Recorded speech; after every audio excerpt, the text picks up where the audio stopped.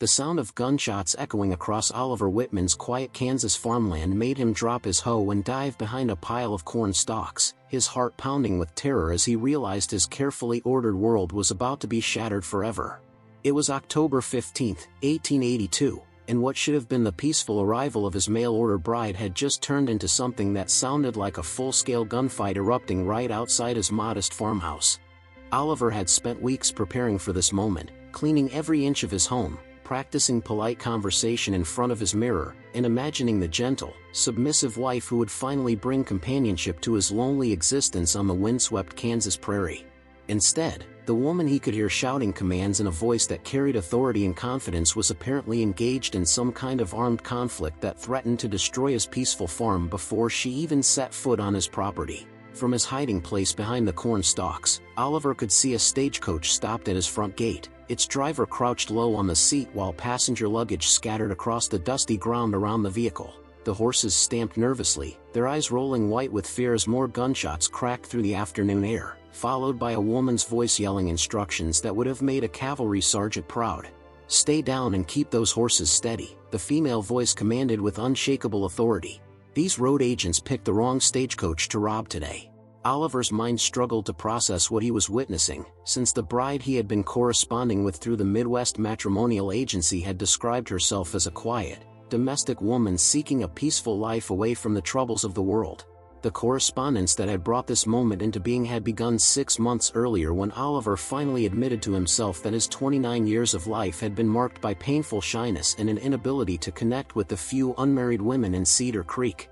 His farm, inherited from his deceased parents, provided a comfortable living through wheat and corn cultivation, but the isolation and loneliness had become unbearable during the long winter months when he sometimes went weeks without meaningful human conversation.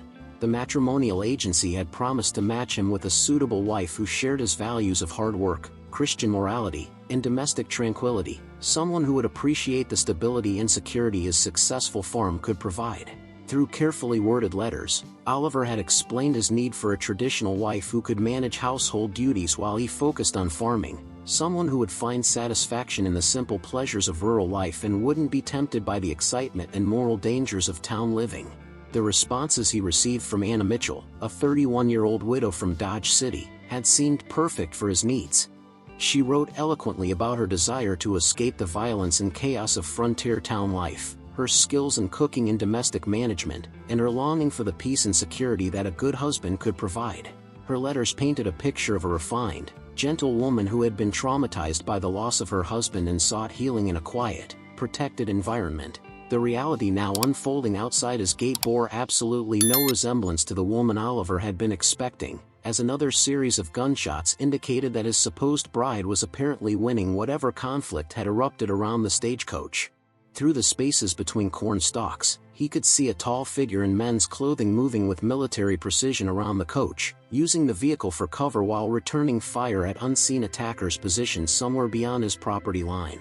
The woman's movements showed training and experience with firearms that contradicted everything her letters had suggested about her character and background, making Oliver wonder if some terrible mistake had occurred in the matrimonial agency's arrangements.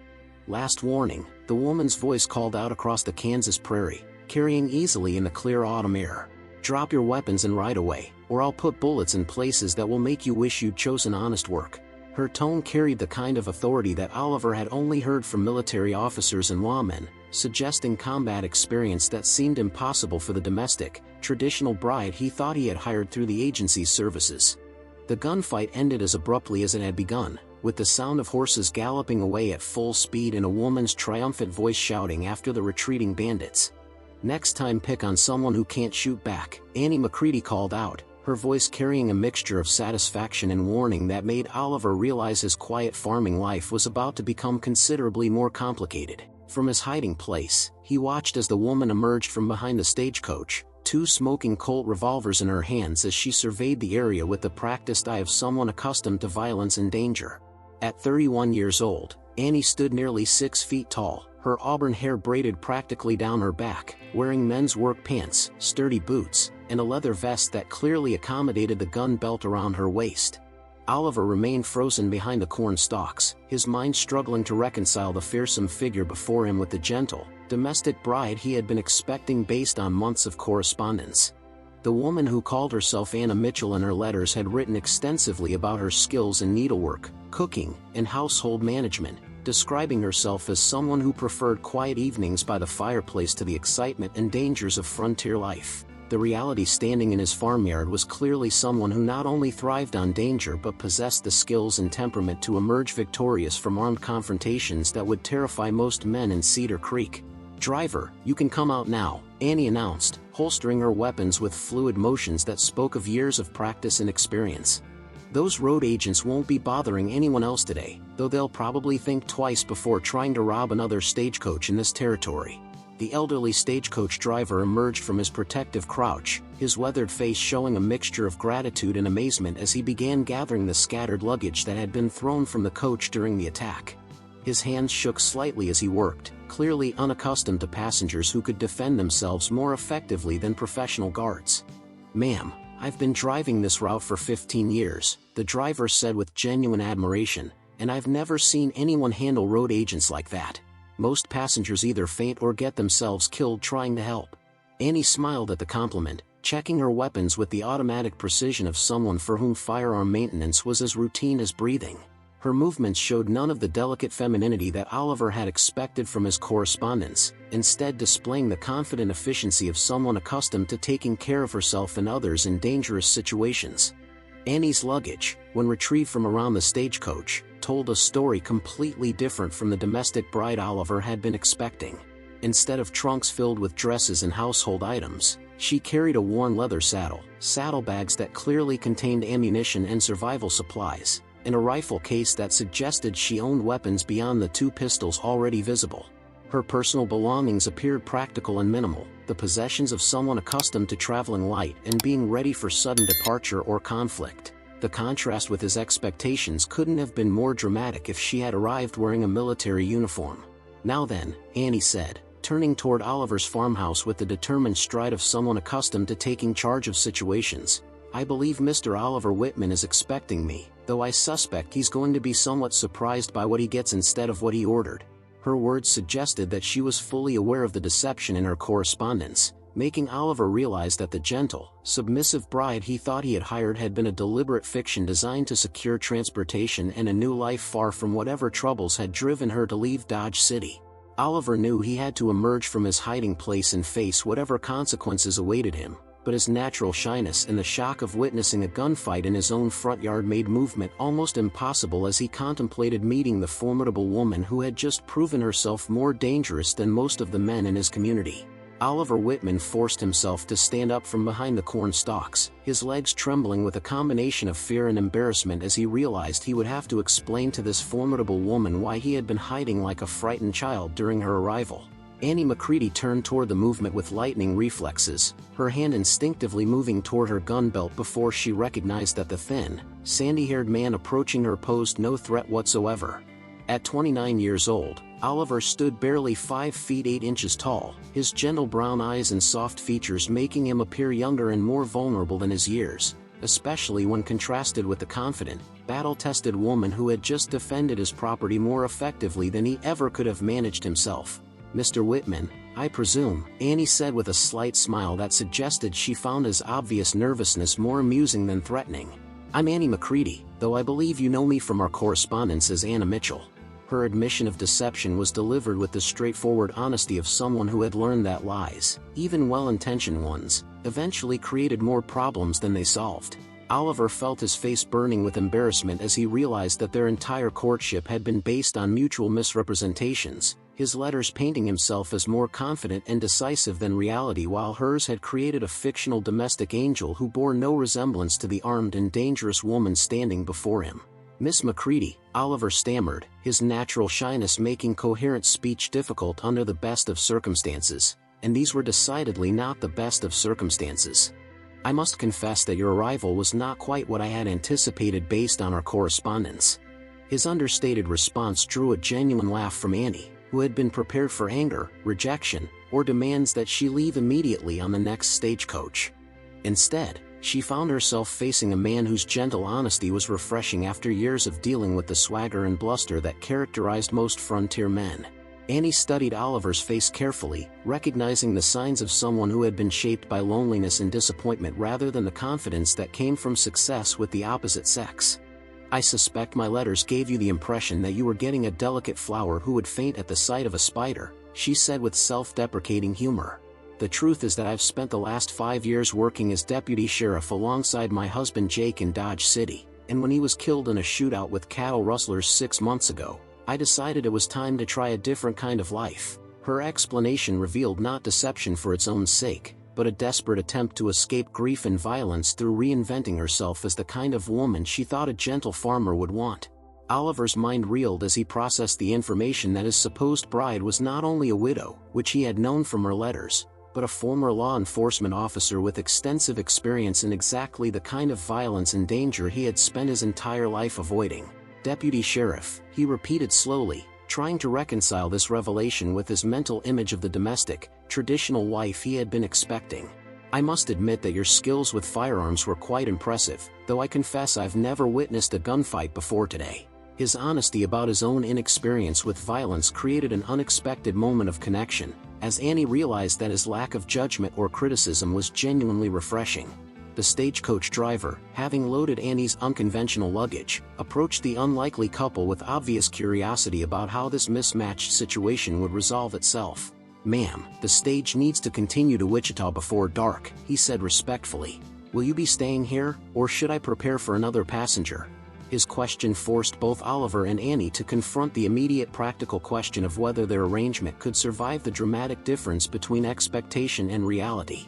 Annie looked at Oliver's nervous but kind face, seeing something in his gentle nature that reminded her why she had wanted to escape the harsh world of frontier law enforcement in the first place. "I think Mr. Whitman and I need to have an honest conversation about what we both really want from this arrangement," Annie said diplomatically, though her tone suggested she had no intention of being sent away without at least exploring whether their mutual deceptions might actually work in their favor. 3 years later, the Whitman farm had become the most secure and prosperous operation in Cedar Creek County, thanks to an unlikely partnership that had transformed both Oliver's timid nature and Annie's restless energy into a formidable team that commanded respect throughout Kansas territory. The shy farmer who had once hidden behind corn stalks during his bride's dramatic arrival now stood confidently in the town council meetings, his soft-spoken wisdom carrying weight because everyone knew that Annie McCready Whitman's keen intelligence and practical experience informed his thoughtful decisions. The former deputy sheriff who had arrived ready to fight the world had discovered that Oliver's gentle strength and unwavering loyalty provided the emotional sanctuary she had unknowingly been seeking during her years of violence and loss. The conversation that had followed Annie's arrival had lasted 3 days, during which both had gradually revealed their true selves behind the facades they had constructed for their correspondence. Oliver had admitted his crushing loneliness and fear of rejection, explaining how his shyness had prevented him from forming relationships with local women who seemed to want excitement and adventure he couldn't provide. Annie had shared her exhaustion with the constant danger and emotional toll of law enforcement, describing how watching her husband die in her arms had left her desperate to find meaning in something other than violence and conflict. Their mutual honesty had revealed that both were seeking escape from lives that no longer served them, even if their methods of coping were dramatically different. The early months of their marriage had required constant negotiation and compromise as they learned to blend Oliver's peaceful routines with Annie's need for purpose and activity. Annie had discovered that her law enforcement experience translated perfectly into protecting the farm from cattle thieves and crop raiders, while her organizational skills had revolutionized Oliver's record-keeping and financial planning. Oliver had found that Annie's confidence and decisiveness complemented his analytical nature and attention to detail, creating a decision-making process that combined careful thought with effective action. Their partnership had proven that differences in temperament could be strengths rather than obstacles when both people approached them with respect and willingness to learn. Annie's reputation as a former deputy sheriff had initially created skepticism among the conservative farming families of Cedar Creek, many of whom believed that women who carried guns and enforced laws were unnatural and potentially dangerous.